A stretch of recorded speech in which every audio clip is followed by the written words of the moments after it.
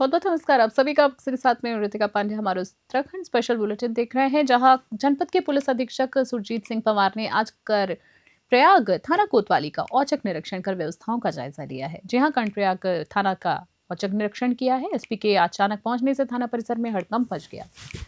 निरीक्षण के दौरान उन्होंने कोतवाली में मौजूद अस्त्र शस्त्रों के रखरखाव, सीसीटीवी कैमरास की कार्यक्षमता और आपदा राहत उपकरणों की बारीकी से जांच की है। एसपी सुरजीत पवार ने अभिलेखों की रखरखाव की भी देखरेख की है, देखा है उनको जाकर और पुलिस जवानों से रूबरू होकर उनकी समस्याओं को भी सुना। उन्होंने ड्यूटी के दौरान मुस्तैदी बरतने और जनता के साथ शालीनता के साथ व्यवहार करने के सख्त निर्देश दिए हैं। एसपी ने स्पष्ट किया है कि सुरक्षा मानकों को आपदा प्रबंधन की तैयारियों में किसी प्रकार की लापरवाही बर्दाश्त नहीं की जाएगी।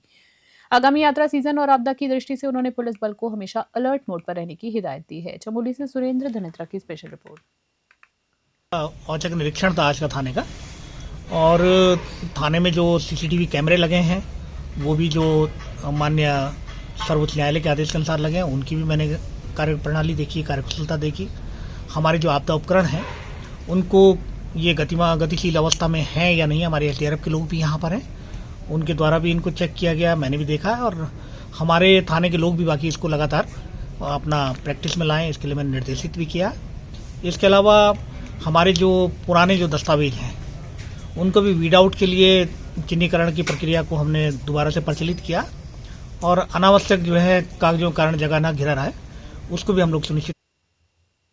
उत्तराखंड के पर्वतीय अंचलों में शीतकालीन के दौरान देव कार्यों की लहर छाई हुई है। जी आपको बता दें, कार्यों की लहर छाई हुई है, जहां गौचर नगर के समीपवर्ती ममोत गांव में इन दिनों भव्य पांडव नृत्य का आयोजन किया जा रहा है, जिनमें पहाड़ की समृद्ध लोक संस्कृति और प्राचीन धार्मिक परंपराओं की अनूठी झलक देखने को मिल रही है। देखिए आप भी, जहां ग्रामीणों द्वारा गांव की सुख शांति खुशहाली के लिए आयोजित इस अनुष्ठान में पांडव देवताओं का आह्वान किया जा रहा है। विशेष बात यह है कि 3 साल के अंतराल के बाद हो रहे इस आयोजन के चलते दूर दराज से प्रवासी जो है अपने गांव लौटे हैं, जिससे बमोद गांव में भारी चहल पहल देखी गई। क्षेत्र में विभिन्न गांव में बड़ी संख्या में लोग पांडव लीला देखने के पहुंचे और देवताओं का आशीर्वाद ले रहे हैं। ढोल मदावाओं के साथ थाप पर थिरकते पांडव पात्रों को देखकर पूरा वातावरण भक्तिमय हो गया।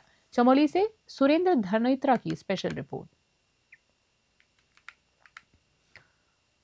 सांसद नरेश बंसल का कड़ा फरमान जारी किया गया है उनके द्वारा। हरिद्वार में नो हेलमेट नो पेट्रोल सड़क सुरक्षा। जी हां, आपको खबर बता देते हैं आगे, जहां पर जागरूकता रैली दिखाई दी है।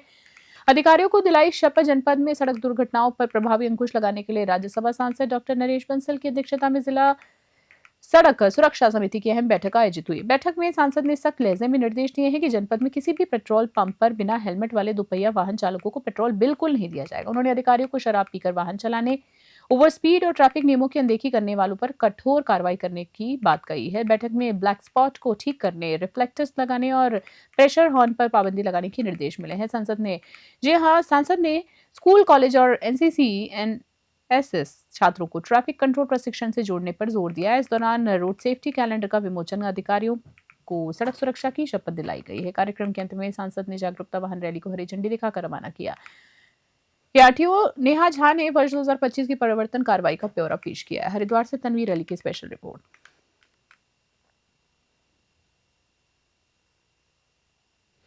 सरोवर नगरी की शेर का टिंडा स्थित रामलीला मैदान में प्रेरणा महिला संगठन की दर्जनों महिलाओं ने एकजुट होकर अंकिता भंडारी के लिए न्याय की मांग उठाई है। नव संस्कृति सत्संग समिति के प्रांगण में आयोजित बैठक में महिलाओं ने जमकर नारेबाजी की और अंकिता को श्रद्धांजलि अर्पित की है। संगठन की बात करें तो सचिव ममता जोशी ने दो टूक शब्दों में कहा है कि अंकिता केवल उत्तराखंड की नहीं बल्कि पूरे हिंदुस्तान की बेटी है और उसके परिवार को न्याय मिलना ही चाहिए। आपको बता दें, संरक्षिका लता रावत की अध्यक्षता में इस बैठक में निर्णय ये लिया गया है कि अंकिता को न्याय दिलाने हेतु आने वाले आगामी हर जुलूस और प्रदर्शन में संगठन की महिलाएं सक्रिय रूप से भागीदारी निभाएंगी। संगठन की अध्यक्षता प्रीता पांडे ने सभी का आभार व्यक्त करते हुए संकल्प लिया और कि न्याय की इस लड़ाई में संगठन कभी पीछे नहीं हटेगा। इस दौरान ज्योति चौधरी, गीता महर और पुष्पा फतरयाल सहित दर्जनों महिलाओं ने अपने विचार साझा किए, संघर्ष तेज करने की बात कही। नैनीताल से ललित जोशी की special report. Haridwar press club में हिंदूवादी नेत्री साध्वी प्राची और स्वामी चैतन्य सरस्वती ने एक प्रेस वार्ता कर आश्रम पर अवैध कब्जे का गंभीर आरोप लगाया है। साध्वी प्राची ने कहा है कि स्वामी चैतन्य सरस्वती, जिन्होंने राम मंदिर आंदोलन और विश्व हिंदू परिषद में महत्वपूर्ण भूमिका निभाई है, आज भीषण ठंड में सड़क पर आने पर मजबूर है। आरोप है कि रेनू नाम की महिला और निरंजन नामक युवक ने भीम आर्मी की शय पर स्वामी जी के आश्रम पर जबरन कब्जा कर लिया है। साध्वी प्राची ने मुख्यमंत्री से प्रशासन से अपील की है कि दोषियों को तुरंत जेल भेजा जाए और संत को सम्मानपूर्वक आश्रम वापस स्थापित किया जाए। उन्होंने इसे हिंदू समाज और संत परंपरा को बदनाम करने की सोची समझी साजिश बताई है। साध्वी ने चेतावनी दी है कि यदि राष्ट्रभक्त परंपरा से जुड़े संतों का इस तरह का उत्पीड़न हुआ तो हिंदू समाज बर्दाश्त नहीं करेगा। हरिद्वार से तनवीर अली की स्पेशल रिपोर्ट। जो पूज्य स्वामी डॉक्टर महाचैतन्य जी महाराज का था और आज से नहीं, मैं 40 वर्षों से जानती हूँ। विश्व हिंदू परिषद की राम मंदिर के लिए जो यात्राएं पहाड़ों में अल्मोड़ा, पिथौरागढ़, नैनीताल उधर जाती तो स्वामी जी मेरे साथ रहते थे। बहुत लोग थे लेकिन स्वामी जी को मैं तब से जानती हूँ। इनके आश्रम पर कोई महिला आई रेणुका नाम की और एक निरंजन नाम का लड़का आकर के दोनों ने कब्जा कर लिया। महाराज जी ने मुझे खोजा, मेरे पास आए मदद के लिए। तो मैं केवल और केवल, क्योंकि ये बहुरूपीय समाज में बहुत घूम रहे हैं, चाहे निरंजन हो या रेणुका, मैं शासन और प्रशासन से हाथ जोड़ करके एक निवेदन करना चाहती हूँ। जो संत परंपरा के संत है वो बेचारे इसी कड़कती सर्दी में ठंड में बाहर घूम रहे हैं, अपना आशियाना कहीं खोज रहे हैं। शासन प्रशासन से निवेदन है, उत्तराखंड की गरिमा के लिए ऐसे कालनेमियों को तुरंत जेल में डाले, इन पर कड़ी से कड़ी कार्रवाई होनी चाहिए। और आगामी कुंभ मेले को देखते हुए हरिद्वार और खाद्य सुरक्षा विभाग पूरी तरीके से सक्रिय हो गया है। तीर्थयात्रियों के स्वास्थ्य को प्राथमिकता देते हुए विभाग ने शुद्ध गुणवत्तापूर्ण भोजन सुनिश्चित करने के लिए जागरूकता अभियान तेज कर दिया है। और इसी क्रम में आज एक निजी होटल में विशेष कार्यशाला का आयोजन हुआ है, जिसमें बड़ी संख्या में होटल रेस्टोरेंट संचालकों और कारीगरों ने हिस्सा लिया। कार्यशाला में खाद्य सुरक्षा अधिकारियों ने किचन की स्वच्छता और खाद्य मानकों की पालना कर विस्तृत जानकारी दी। विशेष रूप से कुकिंग ऑयल को बार बार गर्म कर इस्तेमाल करने से होने वाले कैंसर जैसे खतरों से उसके प्रति सचेत किया है। अधिकारियों ने स्पष्ट कहा है कि कुंभ क्षेत्र में मानकों की अनदेखी करने वालों के खिलाफ भारी जुर्माना और कानूनी कार्रवाई की जाएगी। विभाग का लक्ष्य कुंभ मेले के दौरान हर श्रद्धालु को सुरक्षित और मिलावट रहित भोजन उपलब्ध कराना। हरिद्वार से तनवीर अली की स्पेशल रिपोर्ट। हमने जो कार्यशाला आयोजित की है, आज आपके यहाँ से इस प्रोग्राम को हमने इसको एक तरह से लॉन्च किया है। और जो आगामी कुंभ है उसको हमारा प्रयास है कि हम यहाँ बड़ी लाखों की संख्या में श्रद्धालु पर्यटक आएंगे। और हरिद्वार आपको पता है कि एक तीर्थ नगरी है, यहाँ पूरे देश दुनिया के लोग आते हैं। तो कुंभ में भी जो है जितने भी हमारे यहाँ जितने भी तीर्थयात्री आएंगे वो आएंगे, तो कैसे उनकी खाद्य सुरक्षा सुनिश्चित हो और हम वातावरण को भी कैसे हम इसको जो है प्रदूषित होने से रोक सकें। और ख़ासतौर से जो है जो स्ट्रीट वेंडर्स हैं, हमने इससे पहले कार्यशाला और आयोजित की थी यहाँ पे स्ट्रीट वेंडर्स को ट्रेनिंग देने की खाद्य सुरक्षा और हाइजीन के ऊपर। और यूज कुकिंग ऑयल के ऊपर भी हम इसको जो है बहुत इंटेंसिव ड्राइव चलाएंगे। हमारी जो लोकल एफडीए की टीम है वो बहुत अच्छा काम कर रही है और उनका प्रयास ये है कि वो ज़्यादा से ज़्यादा लोगों को खाद्य कारोबारियों की इस स्कीम से जोड़ेंगे। देखिए, जो आज जागरूकता अभियान ईट राइट इंडिया, एफडीए और हमारी उत्तराखंड गवर्नमेंट ने जो एक ये जागरूक अभियान चलाया हुआ है होटल्स के लिए, होटल पूरे हरिद्वार के लिए, क्योंकि हरिद्वार एक ऐसा डेस्टिनेशन है जहाँ पे पूरे देश दुनिया से लोग आते हैं स्पिरिचुअलिटी के लिए, रिचुअल्स के लिए, मंदिर दर्शन करने के लिए, हमारे उत्तराखंड की ब्यूटी को देखने के लिए।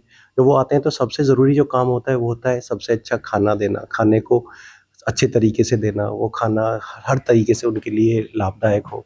तो हमारी company Indian hotels company limited के अंडर ये सिलेक्शंस ब्रांड के अंदर ये पीलीभीत हाउस होटल हरिद्वार का होटल है जिसको मैं रिप्रेजेंट करता हूँ। मेरा नाम विकास नागर है। तो हमारा जो प्रोसेस है होटल का और जो आज अभियान हुआ, अगर हम उसको कैलकुलेटिव देखें तो बहुत अच्छी लर्निंग है। होटल लेवल पे हमारा इवन ऑर्डरिंग करना, उसको रिसीव करना, उसको स्टोर करना, उसको अच्छे टेम्परेचर पे पकाना, फिर उसको अच्छे टेम्परेचर पे अपने मेहमानों को खिलाना, मेहमानों को नहीं अपने जो हमारा स्टाफ काम करता है उनको खिलाना। तो जो ये सारी लर्निंग्स हैं जो हम यहाँ पे प्रोसेस करते हैं, के निर्देश दिए गए हैं कि आगामी कुंभ को दृष्टि में रखते हुए विभाग के जो भी इनिशिएटिव है उसका वृहद स्तर पर प्रचार प्रसार किया जाए। उसी का एक पार्ट है ये ईट राइट इंडिया। इसके अंतर्गत हम लोग स्कूलों में भी आजकल अवेयरनेस प्रोग्राम चला रहे हैं और FSW के माध्यम से लोगों को जागरूक कर रहे हैं। उसके माध्यम से जो भी हमारे फूड आर्टिकल है उसकी जाँच कर रहे हैं और जाँच के जो भी रिजल्ट होते हैं उनके सामने हमको बता रहे हैं। अगर कोई ऐसा कोई फेल होता है, अनसेफ या उस टाइप का सब स्टैंडर्ड आर्टिकल आता है, उसका हम सोर्स पता करके हम फूड सेफ्टी ऑफिसर की टीम बना के उस पर फिर वहां से उसके लीगल सैंपल लेने जांच के लिए भेजते हैं। खास बुलेटिन में थे, बने रहिए न्यूज़ 21। नमस्कार।